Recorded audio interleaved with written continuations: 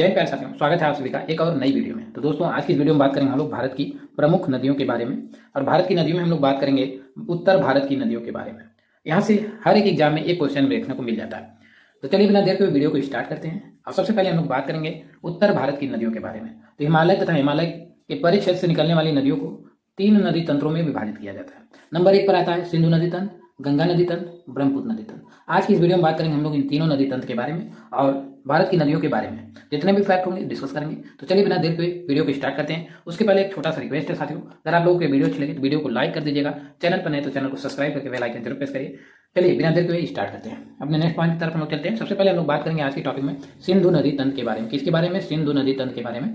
तो सिंधु नदी कहाँ से निकलती है? पहला क्वेश्चन यही बन सकता है कि सिंधु नदी कहाँ से निकलती है। तो आप लोग याद रखिएगा, सिंधु नदी जो है बोखरचू हिमनद यानी कैलाश पर्वत की श्रेणी से निकलती है। नेक्स्ट क्वेश्चन सिंधु नदी से बन सकता है, सिंधु नदी की कुल लंबाई कितनी है? तो सिंधु नदी की कुल लंबाई जो है वह 2880 किलोमीटर सिंधु नदी की कुल लंबाई है। फिर नेक्स्ट क्वेश्चन सिंधु नदी से बन सकता है, सिंधु नदी की भारत में लंबाई कितनी है? तो सिंधु नदी की भारत में लंबाई जो है वह 709 किलोमीटर तक है। अब next question most important point बनता है कि सिंधु नदी के जो सहायक नदियां हैं वो कौन कौन सी हैं। तो सिंधु नदी की सहायक नदियां झेलम, चिनाब, रावी, ब्यास, सतलज को सिंधु नदी की सहायक नदियां कहा जाता है। फिर नेक्स्ट क्वेश्चन बनेगा, सिंधु नदी को तिब्बत में किस नाम से जाना जाता है? तो सिंधु नदी को तिब्बत में किस नाम से जाना जाता है? तो ये भी मोस्ट इंपॉर्टेंट पॉइंट है। तो सिंधु नदी को तिब्बत में सिंगी खंबन या लायंस माउथ के नाम से जाना जाता है। नेक्स्ट पॉइंट पे क्वेश्चन बन सकता है, सिंधु नदी द्वारा निर्मित सबसे गहरे खंबन महाखंबन का नाम क्या है? देखिए ये क्वेश्चन भी बन सकता है, लेकिन ये क्वेश्चन अभी तक पूछा नहीं गया है। तो चलिए इस पर भी हम लोग बात करते हैं और डिस्कस करेंगे। तो सिंधु नदी द्वारा निर्मित सबसे गहरे महाखंड का क्या नाम है? तो वो गिलगित जो है ये सिंधु नदी का सबसे गहरा महाखंड है। यह इसकी कुल गहराई कितनी है? 5200 मीटर में है। फिर इसके बाद नेक्स्ट क्वेश्चन बन सकता है कि सिंधु नदी यानी झेलम नदी के उद्गम स्थल का नाम क्या है? तो बेरिन नाग जो है सिंधु नदी का जो सहायक नदी है झेलम, इसका उद्गम स्थान जो है वह बेरिन नाग है। झेलम नदी जो का उद्गम स्थान कहाँ पर? बेरिन नाग। फिर नेक्स्ट क्वेश्चन ये भी बन सकता है, कश्मीर की सबसे महत्वपूर्ण नदी कौन सी है? तो आप लोग याद रखिएगा वह झेलम है। अब देखिए नेक्स्ट क्वेश्चन ये बन सकता है कि चेनाब नदी को हिमाचल प्रदेश में किस नाम से जाना जाता है? तो चंद्रभागा के नाम से चेनाब नदी को मध्य प्रदेश में दोस्तों हिमाचल प्रदेश में जाना जाता है। चेनाब नदी को हिमाचल प्रदेश में किसके नाम से जाना जाता है? चंद्रभागा के नाम से जाना जाता है। चेनाब नदी किसकी सहायक नदी है? तो आप लोग याद रखिएगा चेनाब नदी जो है सिंधु नदी की सहायक नदियां हैं। फिर झेलम भी सिंधु नदी की सहायक नदी है। नेक्स्ट सहायक नदी की बात करेंगे हम लोग, रावी नदी कहाँ से निकलती है? तो रावी नदी जो है रोहतांग दर्रे के पास से निकलती है। ये भी जो है सिंधु नदी की सहायक नदियां हैं। फिर इसके बाद रावी नदी को किन अन्य नाम से जाना जाता है? तो रावी नदी को पुरुषड़ी या इरावती के नाम से भी जाना जाता है। फिर नेक्स्ट सहायक नदी आ जाती है सिंधु नदी की ब्यास नदी। ब्यास नदी कहाँ से निकलती है? ये क्वेश्चन पूछा जाएगा कि ब्यास नदी कहाँ से निकलती है? तो ब्यास कुंड से निकलती है ब्यास नदी। फिर नेक्स्ट टॉपिक पर क्वेश्चन बन सकता है कि ब्यास नदी को किन अन्य नामों से जाना जाता है? ब्यास नदी को किन अन्य नामों से जाना जाता है? तो ये टॉपिक में क्वेश्चन बन सकता है। तो ब्यास नदी की बात करेगा किस अन्य नाम से जाना जाता है? तो आप लोग याद रखिएगा ब्यास नदी को अन्य नाम जो है बिपाशा या आर्गिकिया है। बिपाशा या आर्गिकिया है। फिर इसके बाद नेक्स्ट सहायक नदी सिंधु नदी की जो है वह सतलज नदी है। अब सतलज नदी से क्वेश्चन बन सकता है कि सतलज नदी कहाँ से निकलती है? तो राकसताल झील से सतलज नदी निकलती है। नेक्स्ट सतलज नदी से क्वेश्चन बन सकता है कि सतलज नदी की भारत में कुल लंबाई कितनी है? तो आप लोग याद रखिएगा सतलज नदी की भारत में कुल लंबाई जो है 1050 किलोमीटर में फैली हुई है। फिर इसके बाद नेक्स्ट क्वेश्चन ये भी बन सकता है कि घाघरा नदी, जो घाघरा है ये भी सिंधु नदी की सहायक नदी है। तो घाघरा नदी कहाँ से निकलती है? तो घाघरा नदी जो है शिवालिक के पाद मालवा पंख से निकलती है। शिवालिक के पाद मालवा पंख से घाघरा नदी निकलती है। अब घाघरा नदी को अन्य नाम से जाना जाता है। तो घाघरा नदी के अन्य नाम क्या है? वह पौराणिक सरस्वती के नाम से भी घाघरा नदी को जाना जाता है। तो आज की जो ये सेशन था बहुत ही मोस्ट इंपॉर्टेंट सेशन है। चलिए अपने नेक्स्ट तंत्र के बारे में बात करेंगे हम लोग। तो गंगा नदी तंत्र के बारे में बात करेंगे। नेक्स्ट दूसरे नंबर का तंत्र जो है गंगा नदी के तंत्र के बारे में।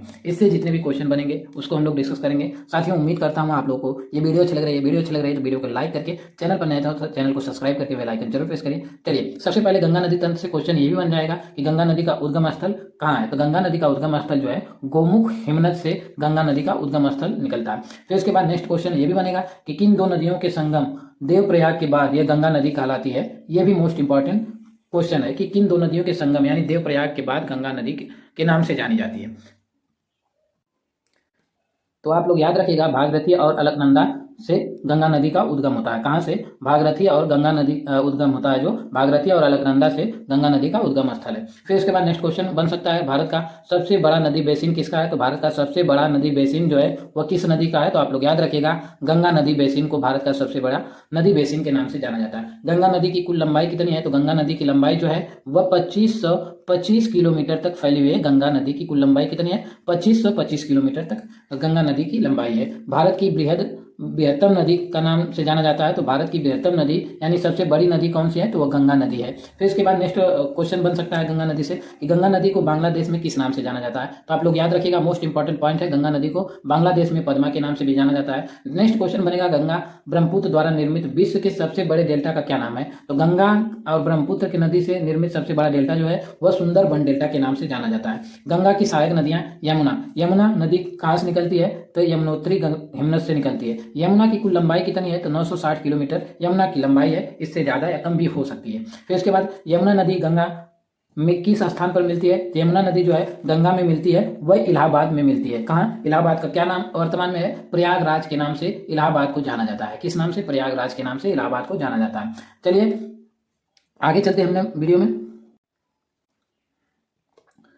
किस नदी को प्रारंभ में अरुणा नदी के नाम से जाना जाता है? तो किस नदी को प्रारंभ में अरुणा नदी के नाम से जाना जाता है? तो आप लोग याद रखिएगा, अरुणा नदी के नाम से जाने जाने वाली नदी जो है वह कोसी नदी है। आप लोग याद रखिएगा, अरुणा नदी किसको कहा जाता है? तो कोसी नदी को कहा जाता है। सबसे अधिक पथ परिवर्तन करने वाली नदी कौन सी है? सबसे अधिक पथ परिवर्तन करने वाली नदी जो है वह कोसी नदी है। बंगाल का शोक किस नदी को कहा जाता है? तो बंगाल का शोक जो है दामोदर नदी को कहा जाता है। मोस्ट इंपॉर्टेंट क्वेश्चन है, कई बार एग्जाम में पूछा गया है। फिर इसके बाद नेक्स्ट क्वेश्चन बनेगा कि अरावली पर्वत श्रृंखला किस नदी प्रणाली से विभाजित होती है? द्विविभाजित होती है। विभाजित भी होती है, लेकिन इसमें द्विविभाजित की बात करेगा तो चंबल और साबरमती जो है ये द्विविभाजित होने वाली अरावली पर्वत श्रृंखला से नदियां हैं। फिर इसके बाद चलिए नेक्स्ट पॉइंट की तरफ लोग चलते हैं।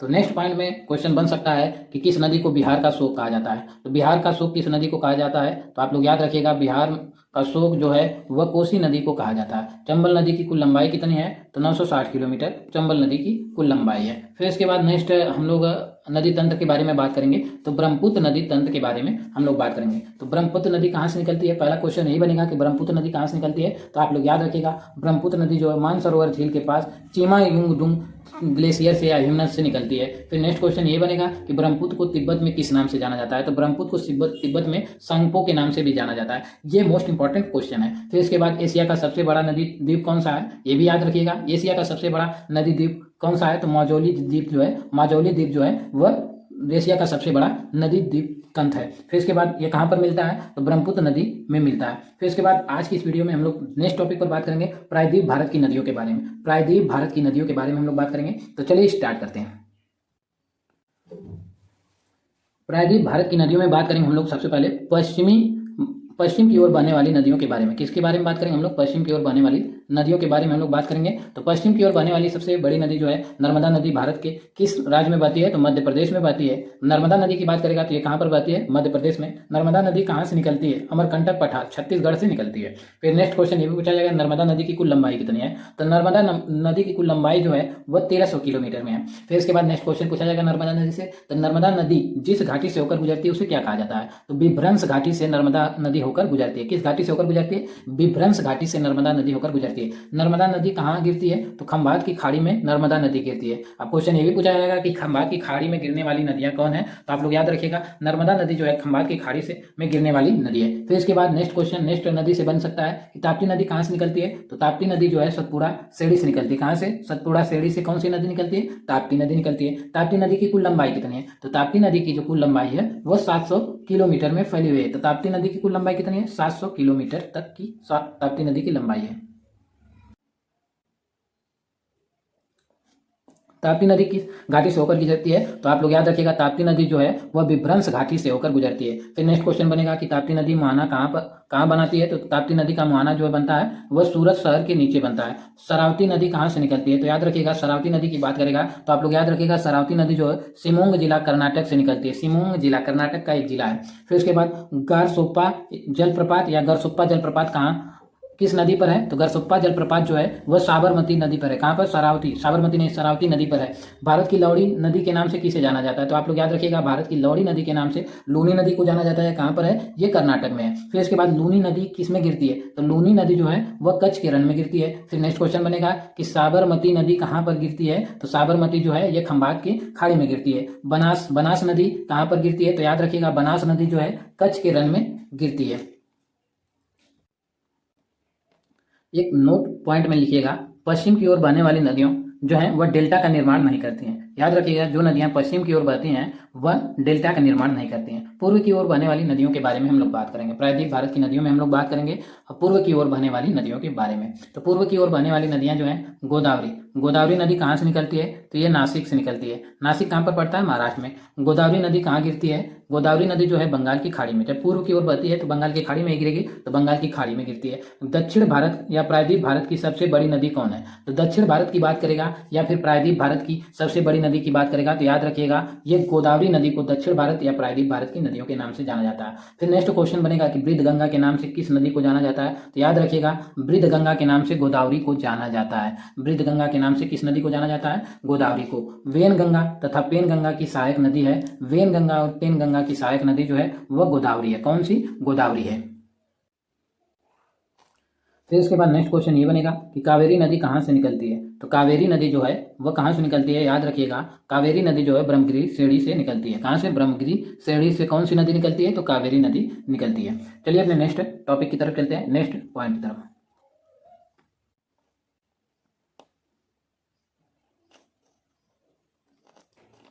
तो हमारा नेक्स्ट पॉइंट बनेगा, क्वेश्चन पूछा जाएगा कि कावेरी नदी कहाँ गिरती है? तो आप लोग याद रखिएगा, कावेरी नदी जो है बंगाल की खाड़ी में गिरती है। नेक्स्ट क्वेश्चन ये बनेगा, कावेरी नदी जल विद्युत मुख्यतः किन दो राज्यों के बीच है? तो कर्नाटक तथा तमिलनाडु के बीच स्थित है। कावेरी नदी जल विद्युत परियोजना जो है किनके बीच में है? कर्नाटक और तमिलनाडु के बीच में है। दक्षिण भारत की गंगा के नाम से किसे जाना जाता है? तो दक्षिण गंगा के नाम से वह कावेरी नदी को जाना जाता है। फिर नेक्स्ट क्वेश्चन बनेगा कि कृष्णा नदी कहाँ से निकलती है? तो महाबलेश्वर से कृष्णा नदी निकलती है। कृष्णा नदी कहाँ से? महाबलेश्वर से निकलती है। कृष्णा नदी कहाँ गिरती है? कृष्णा नदी निकलने की बात हो गई तब गिरेगी भी कहीं पर, तो कृष्णा नदी कहाँ पर गिरती है? बंगाल की खाड़ी में गिरती है। कृष्णा नदी कहाँ पर गिरती है? बंगाल की खाड़ी में। पेन्नार बेसिन कहाँ पर स्थित है? तो याद रखिएगा, पेन्नार बेसिन जो है कृष्णा और कावेरी नदी के बीच में स्थित है। महानदी कहाँ से निकलती है? महानदी के निकलने की बात करेगा तो याद रखिएगा, छत्तीसगढ़ बेसिन से महानदी निकलती है। महानदी कहाँ पर गिरती है? तो बंगाल की खाड़ी में, क्योंकि ये पूर्व की ओर बहने वाली नदियों के बारे में हम बात करेंगे। तो महानदी कहाँ पर गिरती है? बंगाल की खाड़ी में। गंगा नदी का उदाहरण है पूर्ववर्ती अपवाह का। गंगा नदी जो उदाहरण है किसका उदाहरण है? पूर्ववर्ती अपवाह का उदाहरण है गंगा नदी।